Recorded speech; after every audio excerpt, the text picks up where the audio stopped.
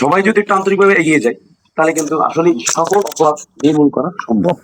আমরা তো আছি, আমরা তো অস্বীকার করার সুযোগ নেই। আপা বলেছিলেন ধর্ষণের কথা, আসলে আমার থানায় এরকম ঘটনা কখনোই ঘটেনি, আশা করি ঘটবো না। ভাইয়ের সাথে হয়তো ঘটছে কিনা আমি জানি না, ভাই তো বললেন মামলা হয়েছে, হয়তো বুঝের বা কথা বলার অথবা ঘটনা পারিপার্শ্বিকতায় অনেক কিছু ভিন্ন থাকতে পারে।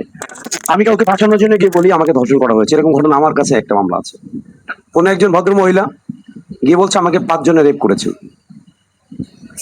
তা 5 জনে রেপ করলে ঘটনার সময়ে তার আমি তাৎক্ষণিক লোকেশন নেই, বলছে আপা এই মোবাইলটা কি আপনার কাছে ছিল? না হ্যাঁ, সারাদিন আমার কাছে।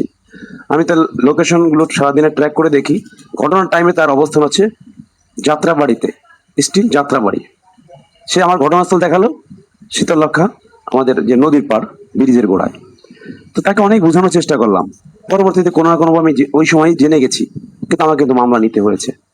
আমি সার্ভিস করতে পারি না, আমি নিজে মামলা আইব, গণধর্ষণ মামলা আমাকে নিতে হয়েছে, কিন্তু আমি জানি এবং টল একজন আসামিকে তার দেখানো মতো আমি ধীরত করতে আমার হয়েছে, আমাকে পড়ানো হয়েছে বাধ্য করে, যেহেতু সে বলছে আমি দোষিতা।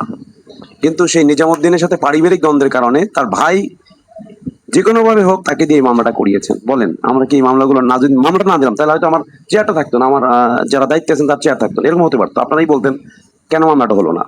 কিন্তু আসলে কি ডিএনএ প্রোফাইলিং এসে দেখা গেলো নিজামের সাথে তার কোনো টাচ নেই। আমি তো আগেই জানি, কারণ কি তার লোকেশন কোথায় ছিল, যাত্রাবাড়িতে।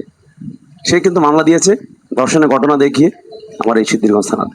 এরকম অনেক ঘটনা আছে, আসলে আপনারা এগুলো হয়তো বিস্তারিত না বললে বুঝতে পারবেন, অনেকে অনেক কিছু না জানা, কিন্তু আমাদের অনেক কিছু ফেস করতে হয়। আমরা অনেক এমন হয়ে গেছে, যেটা ভাই বললেন যে আমরা কোথায় কোন সমাজে আছি, যে দ্বিতীয় শ্রেণী একটা ছাত্রীকে আমার স্ত্রী আছে সেও তো সহায়তা করছে। এগুলো আসলে মানে ভাষায় প্রকাশ করার মতো না এই অন্যায়গুলো। তো সর্বোপরি সকলে সুস্বাস্থ্য কামনা করছি। আসলে আমরা সবাই মিলে আমাদের আইন শৃঙ্খলা রক্ষা করার জন্য যতটুকু প্রয়োজন আমরা এগিয়ে যাব। আর সামনে ঈদুল ইজিহা,